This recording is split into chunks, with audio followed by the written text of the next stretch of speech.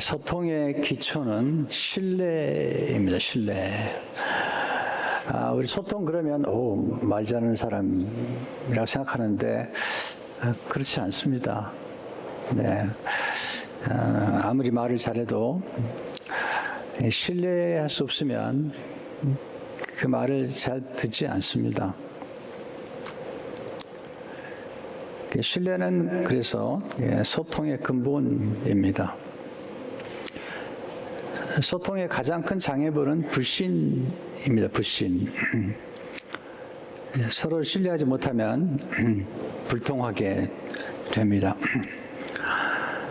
신뢰란 강의를 걷는 다리와 같죠. 다리가 있으면 다리 신뢰할 때 다리를 건널 수 있죠. 의자에 앉으셨는데 의자를 신뢰하지 못하면 앉지 않으시겠죠. 근데 신뢰라는 게 생각보다 얻기가 어렵습니다. 신뢰는 우리가 요청하는 게 아니죠. 나를 믿어주세요. 그렇게 말한다고 신뢰할 수 있는 게 아니고, 신뢰는 쌓아가는 것이며 신뢰는 원하는 것이죠. 사람들에게 신뢰를 받게 되는 것입니다. 어쩌면 사랑받는 것보다 더 위대한 것은 신뢰받는 게 아닐까 하는 생각이 듭니다. 모든 사람이 우리를 좋아할 수는 없고요. 모든 사람이 우리를 사랑할 수도 없죠. 그러나 신뢰를 받을 수 있다면 참 좋은 생애를 살고 있지 않은가 생각을 해보게 됩니다. 신뢰는 보통 4가지 요소가 필요합니다. 우리가 누군가를 신뢰하거나 내가 신뢰를 받게 되면 4가지 요소가 필요하다. 첫째는 성품입니다. 성품. 성실한 성품, 진실한 성품이 사람들에게 신뢰를 주죠. 두 번째는 동기입니다. 동기. 얼마나 동기가 순수한가. 자기만을 위한 것인지, 아니면 상대를 위한 것인지, 아니면 전체를 위한 것인지. 셋째는 역량이라고 하죠. 또 실력이라고 얘기할까요? 어떤 일을 할 수 있는 능력. 가장 쉬운 예로 우리가 비행기를 탈 때 조종사를 신뢰하죠. 특별히 이제 이륙하거나 그다음에 착륙할 때 굉장히 위험하다고 그러지 않습니까? 조종사가 아무리 성품이 좋아도 그 비행기를 잘 조종할 수 있는 그런 역량이 없다면 우리는 그 비행기를 탈 수가 없죠. 그만큼 성품과 함께 역량, 컴피턴스가 중요한 것입니다. 네 번째 성과입니다. 성과. 특별히 지도자들에게는 과업이 주어지고 또 지도자로서의 어떤 신뢰를 가질 때는 반드시 우리가 과거에 이룬 업적이 뭔지 또 성취한 성과가 무엇인지를 물어보게 됩니다. 지도자는 언제나 과거의 성과의 레코드를 가질 수밖에 없죠. 그래야만이 신뢰를 얻기 때문입니다. 바울이 빌레몬에게 편지를 보낼 때 바울은 빌레몬을 신뢰합니다. 또 빌레몬도 바울을 신뢰하는 것을 알 수 있습니다. 바울의 표현이 놀랍습니다. 오네시모가 빌레몬을 배신하고 주인을 버리고 도망갔지 않습니까? 노예인데. 그런데 도망간 노예를 용서해주고 그리고 한 형제처럼 받아달라. 엄청난 부탁을 하는 것입니다.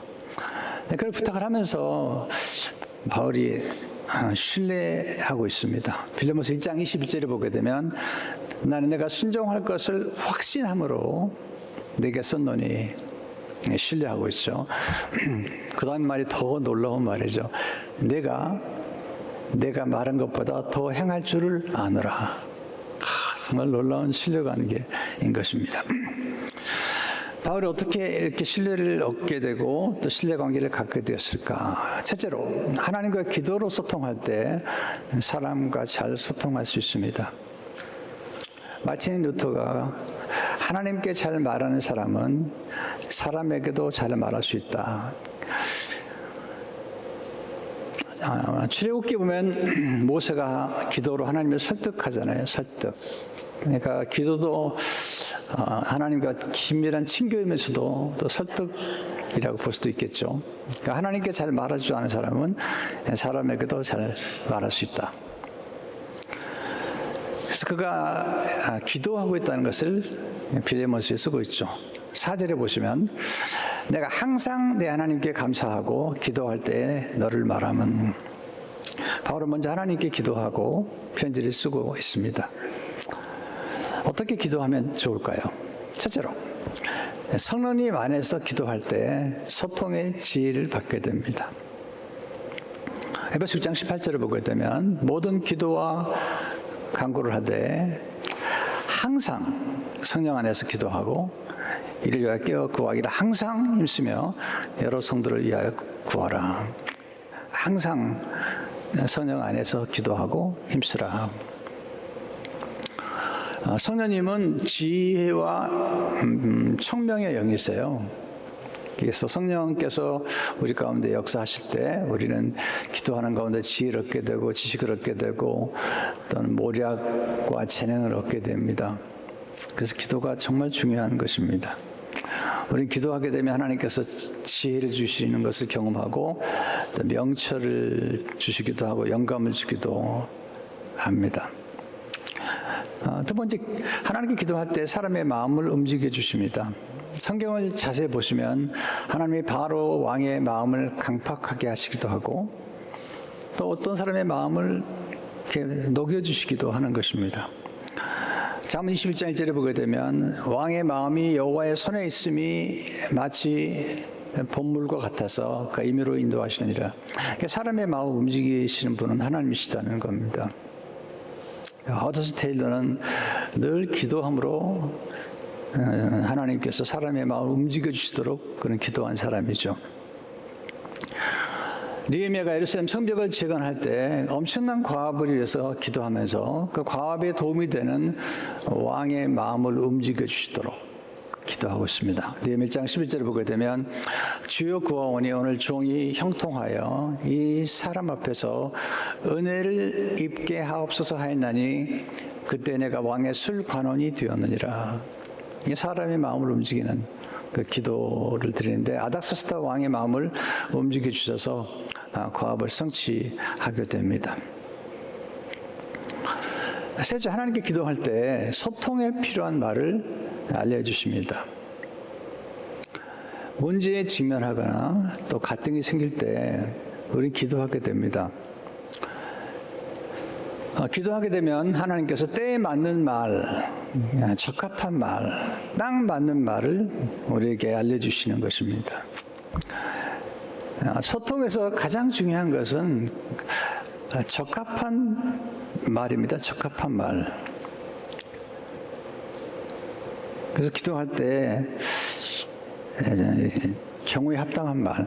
잠언 25장 11절에 보면 경우에 합당한 말은 아로새긴 은쟁반의 금사가니라. 그냥 기도하시면 안 되고요. 기도하실 때마다 하나님께 지혜를 구하고 또 누구에게 말하고 무엇을 말하고 어떻게 말하는지 하나님께 기도하면서 지혜를 얻는 것이 필요합니다. 특별히 기도할 때 우리 마음이 고요해지고 차분해지는 것을 경험하게 됩니다. 가장 많은 문제는 우리가 대화하는 중에 화를 내거나 또는 노를 바라거나 짜증을 낼 경우에는 소통이 잘 되지 않습니다. 잠언 29장 22절에 보면 노하는 자는 다툼을 일으키고 성내는 자는 범죄함이 많으니라. 해결책은 우리 마음이 부드러워지는 것이죠. 온유해지게 될 때 조금 기도하면서 마음이 고요해지면 짜증을 내지 않을 수도 있고 또 화를 내지 않을 수도 있습니다. 여러분, 짜증이나 분노나 이런 것들은 감정인데 감정을 멸살해달라고 기도하면 안 되죠. 감정은 중요하잖아요. 우리 안에 있는 열정, 사랑, 이런 모든 것들이 감정인데, 감정은 다 신뢰할 수는 없죠. 왜냐하면 감정은 수시로 바뀌기 때문에. 특별히 짜증이 나거나 분노가 났을 때, 잠시 지나가는 소낙비 같은 건데, 그때 화를 내거나 말을 할 때 극단적인 말 해버리면 그게 큰 상처를 주게 됩니다. 사람의 마음 움직여달라고 기도하십시오. 그리고 영혼 구원을 위해서 기도하십시오. 조혜련 집사님이 어제 오셔서 그러니까 간증 집회를 하셨는데 최근 아주 따끈따끈한 간증을 하나 해주셨는데 전유성 씨 유명한 분이죠. 개그계 가장 선배시더라고요. 1호라고 그러시는데 정말 이번에 그 소천 받으셨는데 개그우먼들이 와서 정말 통곡을 하더군요. 그만큼 사랑을 베풀고 존경을 받는 분이었습니다. 근데 그분을 위해서 이성미 집사님이 38년 동안 기도했습니다. 38년 동안. 그리고 또 조혜련 집사님이 또 예수 믿고 계속 기도하셨는데 놀라운 간증은 소천 받으시기 10일 전에 예수님을 영접했습니다.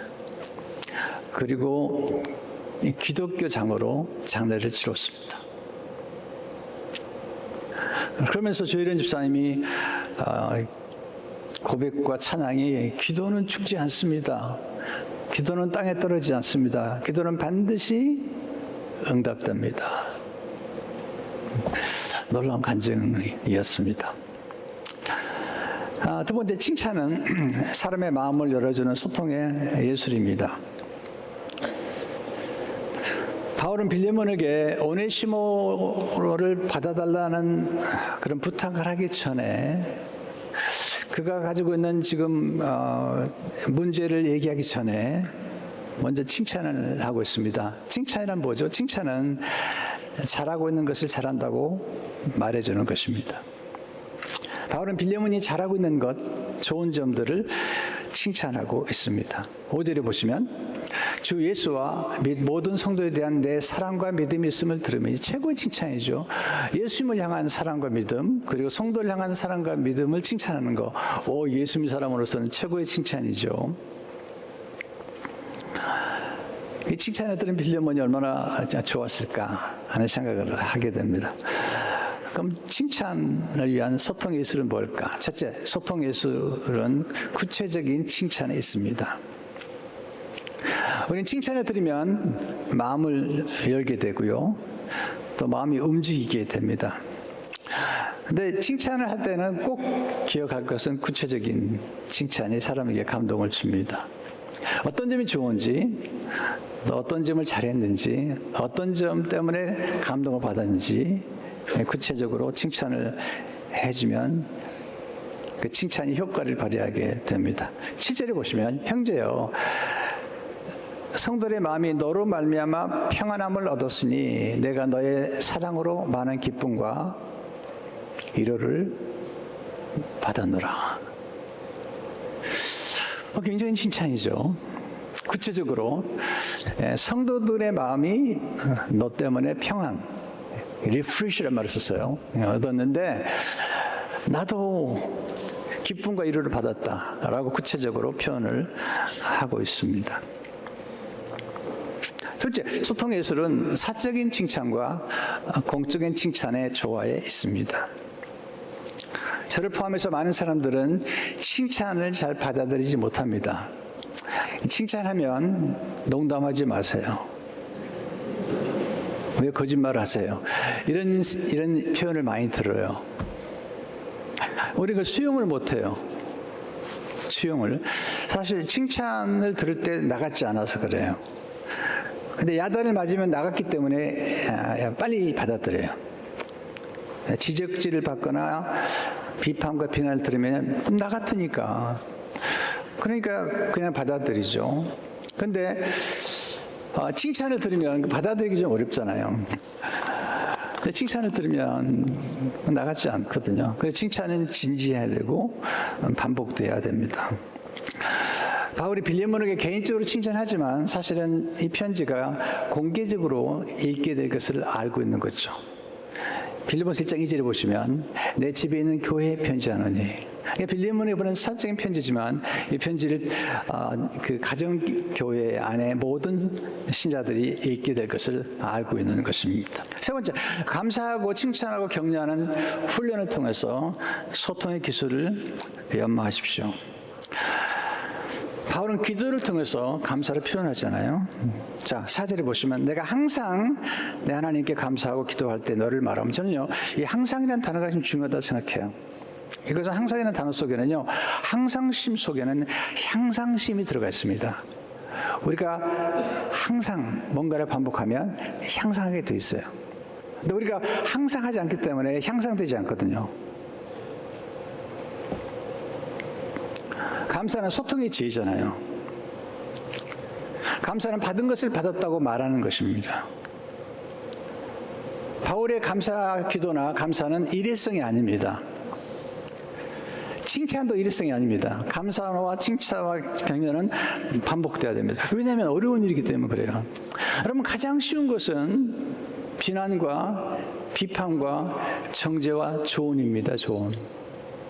또 옆에서 보면 잘 보인다고 그러잖아요. 너무 쉽게 조언하는 거예요.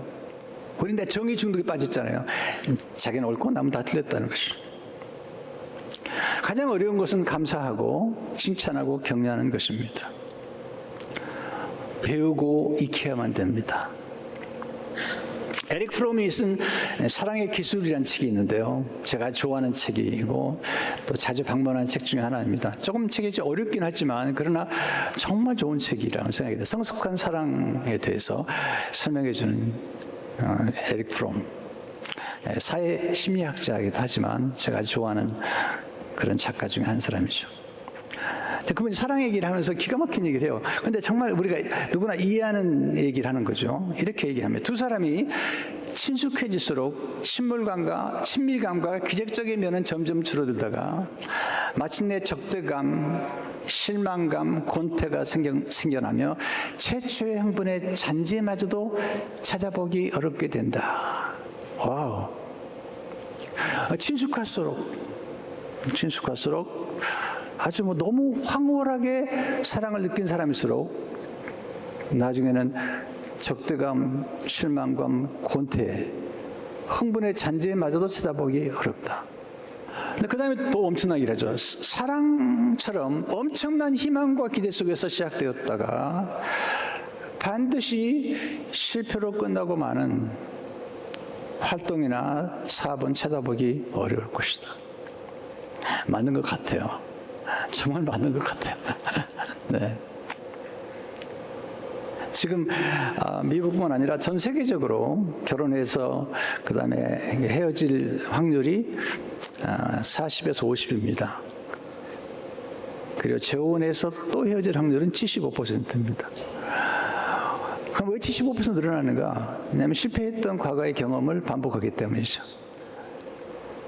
네, 실패가 다 나쁘지 않죠. 그러나 실패가 다 좋지도 않아요. 실패로부터 배운 경험을 통해서 성공해야 되죠. 그러니까 실패는 사건이에요. 그러니까 실패 때문에 인생이 망가지잖아요. 실패가 실패자가 되는 건 아니에요.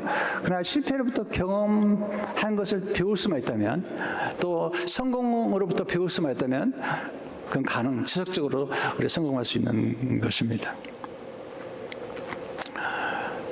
왜 그러는가? 이제 에릭 프롬이 이야기를 한 것이죠. 그중 하나가 뭐냐면, 에릭 프롬이 사람들은 사랑의 문제를 대상으로 생각한다는 거예요. 내가 대상만 잘 만났으면 나는 행복할 거라는 거예요. 그래서 결혼해보고 살다 보니까 내가 대상을 잘못 만났다고 생각하는 거예요. 사실 대상과는 상관이 없다는 거예요. 전혀 없는 건 아니겠지만 그래도 네. 뭐 그러잖아요. 살아보면서 그런 얘기 하잖아요. 결혼은 로또 맞은 것 같다고. 근데 숫자가 하나도 안 맞는데요. 로또는 맞았는데 숫자가 하나도 안 맞는 거예요. 그러면 해결책이 뭔가? 이게 진짜 중요한 얘기야. 최초의 조치는 삶이 기술인 것과 마찬가지로 사랑도 기술이라는 것을 깨닫는 것이다. 어떻게 사랑해야 하는가를 배우고 싶다면 우린 다른 기술, 예컨대 음악이나 그림이나 건축, 또는 의학이나 공학 기술을 배우려고 할 때 거치는 동일한 과정을 거치지 않으면 안 된다. 비행기를 조종하는 분들이 얼마나 많은 시간 동안 훈련해야 됩니까? 음악도 마찬가지. 피아노를 재능 가있다고 해서 탁월한 피아노 연주가 되려면 수많은 연습을 해야 되는 거예요. 저 우리 교회 우리 연주자들 가끔 볼 때마다 감탄하는 거 뭐냐면 가끔 보면 이렇게 연습을 하고 계세요. 정말 존경이 가는 거죠. 연습해야죠.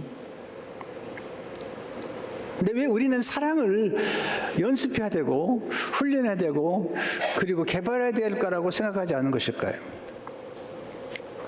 왜 우리는 피아노를 연주하듯이 우리가 소통하는 법을 배우고 대화하는 법을 배우고 사랑하는 법을 배우려고 하지 않는 것일까요?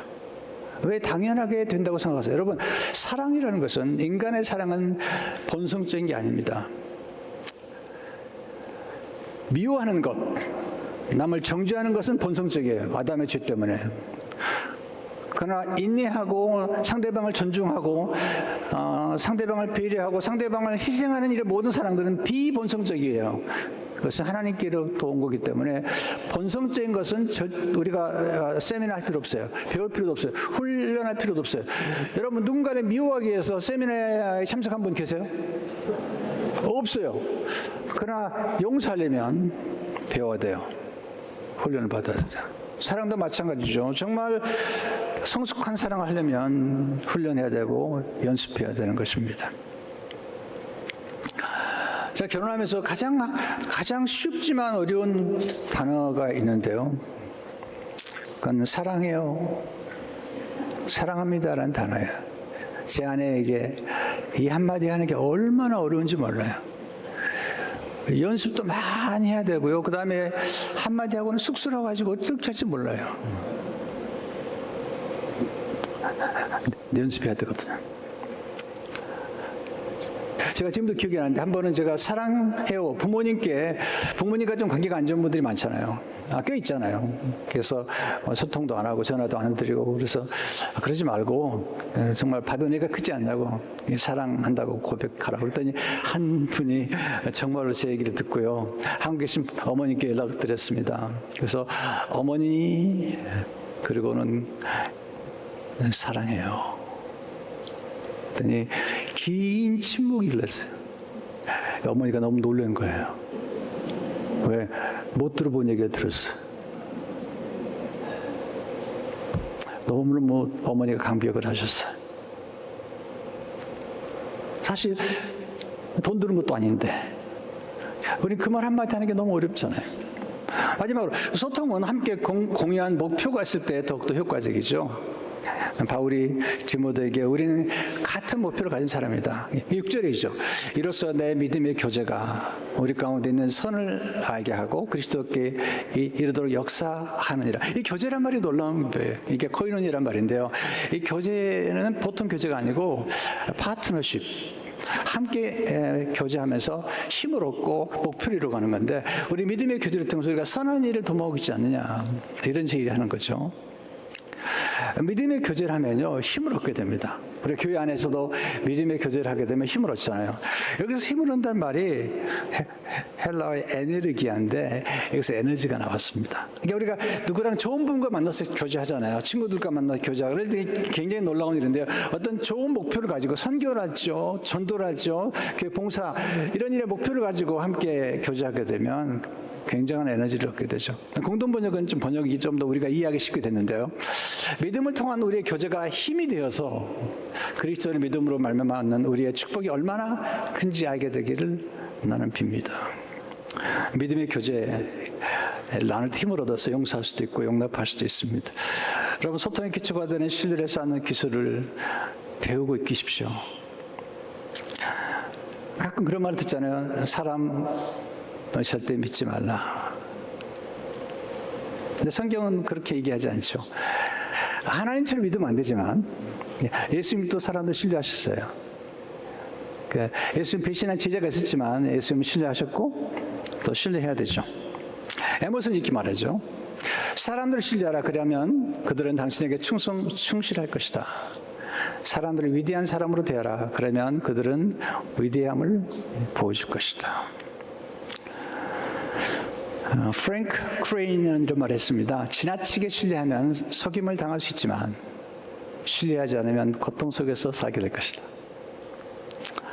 저는 결정했습니다. 제가 하나님을 신뢰하고 또 우리 목회자들과 장로님들, 성도님들을 신뢰하며 살기로, 때로 속을 수도 있고 또로 배신당할 수도 있지만 그래도 믿고 사는 게 낫다, 신뢰하며 사는 게 낫다, 이런 결정을 내렸습니다. 문제는 신뢰를 잃었을 때 어떻게 회복할 수 있죠? 어려운 것이죠. 회복하는 길은요, 하루하루 성실하게 살아가는 거예요. 다시 한번. 그리고 작은 약속이라도 지켜보는 것입니다. 그러면서 신뢰를 회복할 수 있는 것입니다. 여러분, 신뢰는 다리를 놓지만 불신은 벽을 쌓는 것입니다. 그래서 우리는 신뢰를 통해서 연결되고 또 이렇게 소통을 통해서 더 아름다운 사랑의 예술을, 사랑의 기술을 가지고 풍성한 삶을 사시기를 축원합니다.